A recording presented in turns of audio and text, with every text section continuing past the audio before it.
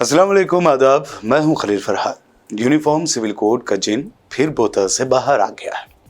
मुल्क की मौजूदा सूरत हाल के साथ आज फिर इस बारे में बात करेंगे, लेकिन इससे पहले आप तमाम व्यूअर्स के लिए एक टास्क है। क्या वाकई यूनिफॉर्म सिविल कोड हिंदुस्तान में लागू हो सकता है?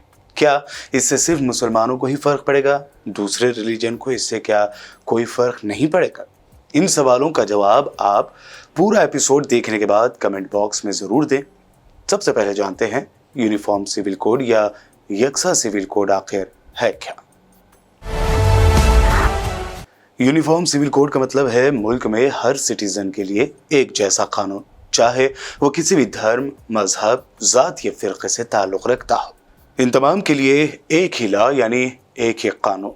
सोचिए, अगर यूनिफॉर्म सिविल कोड हिंदुस्तान भर में सबके लिए लागू हो जाए तो क्या क्या होगा। यानी मुसलमानों का पर्सनल लॉ यानी मुस्लिम पर्सनल लॉ के तहत 4 शादियां करने व दीगर मामलात खत्म हो जाएंगे। इतना ही नहीं, ख्वातीन को अपने फादर की प्रॉपर्टी पर हक और गोद लेने जैसे मामलात में भी एक जैसे रूल्स व कवानीन लागू होंगे। इन दिनों एक मखसूस तबका यूनिफॉर्म सिविल कोड को सिर्फ मुसलमानों से जोड़ रहा है कि इससे सिर्फ मुसलमानों को नुकसान होगा, किसी और रिलीजन के मानने वालों को इससे कोई फर्क नहीं होगा। तो क्या वाकई ये सही है? इस वक्त हिंदुस्तान में अलग अलग रिलीजन्स के लिए अलग अलग पर्सनल लॉ है। यूनिफॉर्म सिविल कोड लागू होने से हर मजहब के लिए ही एक जैसा कानून आ जाएगा। यूनिफॉर्म सिविल कोड का मतलब ही एक ऐसा कानून लाना है जिसका किसी रिलीजन से कोई ताल्लुक नहीं हो। अब यहाँ कुछ अलग अलग पर्सनल लॉ पर नजर डालते हैं। हिंदू पर्सनल लॉ को अगर ले लिया जाए, जिसे हिंदू कोड बिल भी कहा जाता है, इसको लेकर काफ़ी मुखालफत हुई थी, जिसके बाद हिंदू कोड बिल को 4 अलग अलग हिस्सों में बांट दिया गया।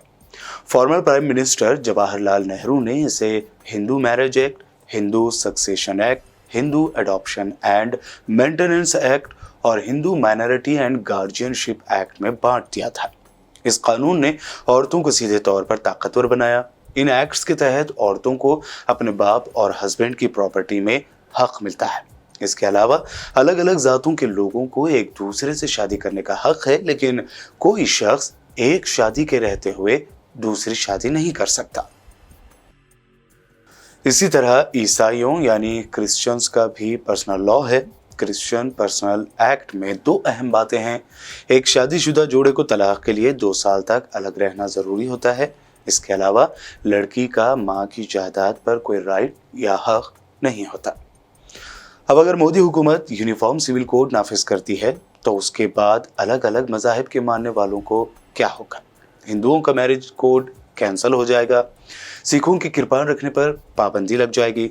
जैन मजहब के पेशवा जो हमेशा पूरे नंगे बदन रहते हैं, उन्हें शायद पूरे कपड़े पहनने होंगे। मजहबी मकामात पर नशाखोरी पर पाबंदी लग जाएगी। ईसाइयों के यहाँ भी तब्दीलियां होंगी। बहरहाल अब इसका ड्राफ्ट पूरा सामने नहीं आया है और ना ही अभी पता चला है कि इसमें किस किस तरह के मुजव्विजा रूल्स होंगे। फॉर्मर एमपी अली अनवर के मुताबिक मणिपुर के लोगों के, आदिवासियों के, नॉर्थ ईस्ट के लोगों के रस्म रिवाज अलग अलग हैं। मुसलमानों के रस्म रिवाज अलग हैं। हिंदुस्तान एक ऐसा मुल्क है जहां हर 10 से 15 किलोमीटर पर बोली और पानी बदल जाता है। हमारे मुल्क की ताकत तो अनेकता में एकता है। इस पर सबको एक तरह के रंग में रंग देना तो थोड़ा लगता है कि बस पॉलिटिक्स का हिस्सा है और इसमें कहीं से कोई गंभीर बात नहीं दिखाई देती। हाँ, ये जरूर है कि मौजूदा हुकूमत का तो 2024 से पहले 2 ही एजेंडा रहने वाला है। पहला राम मंदिर और दूसरा यूनिफॉर्म सिविल कोड। और जगह जगह जो दंगे और फसाद हो रहे हैं, हिमाचल से लेकर उत्तराखंड और मुंबई से लेकर बिहार में जो हुआ है, वो बस पब्लिक का ध्यान भटकाने और नाकामी को छुपाने के लिए है। ये है अली अनवर की ख्यालात। इसी तरह सुप्रीम कोर्ट के वकील अनस तनवीर का बयान भी है, जो एबीपी के ब्लॉग में पोस्ट किया गया है, जिसमें अनस तनवीर लिखते हैं कि 2-3 साल पहले ही लॉ कमीशन ने कहा था कि यूनिफॉर्म सिविल कोड की कोई ज़रूरत नहीं है, तो फिर अचानक ख्याल क्यों बदल गए, ये नहीं पता है। इस दरमियान कोई नई बात भी नहीं हुई है। एकदम से अभी ये मुद्दा क्यों उठाया जा रहा है, ये समझने वाली बात है। इसके पीछे पॉलिटिकल रीज़न है। अगर ये किसी पॉलिटिक्स से इंस्पायर्ड है टू यूनिफॉर्म सिविल कोड किसी एक के लिए बनेगा और इससे बाकी एलिमिनेट हो जाएंगे। गोवा हिंदुस्तान की ही रियासत है जहां यूनिफॉर्म सिविल कोड लागू है। वहां पुर्तगीज ब्रेक्सिट है, वो फॉलो हो रहा है। ऐसा भी नहीं है कि वहां यूनिफॉर्म सिविल कोड पूरी तरह से कामयाब है।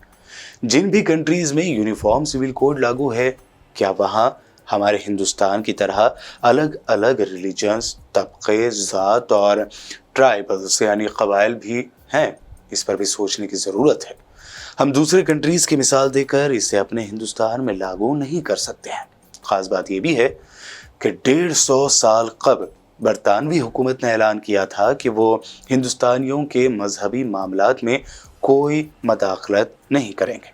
इससे पहले हिंदुओं और मुगलों की हुक्मरानी में भी कोई मुश्तरका सिविल कोड नहीं रहा और सब ने इस बात का एतराफ़ हमेशा से किया है कि किसी भी रिलीजन के आइली क़वानीन में मदाखलत नहीं करनी चाहिए। गोया 1000 साल से ज़ायद की तारीख़ में हिंदू मुस्लिम मुश्तरका तहज़ीब में कभी भी मुश्तरका कोड की ज़रूरत महसूस नहीं की गई। इसकी गैर मौजूदगी में किसी भी तरह का अमन को नुकसान पहुंचाने वाला मामला भी पेश नहीं आया। आज़ाद हिंदुस्तान की तकरीबन 70 साल तारीख़ में भी हम एक मुश्तरका सिविल कोड के बगैर बिना किसी इशूज़ के पुरअमन तौर पर जी रहे हैं और हज़ारों साल से बगैर किसी मुश्तरका सिविल कोड के मुल्क चल रहा है, आगे बढ़ रहा है।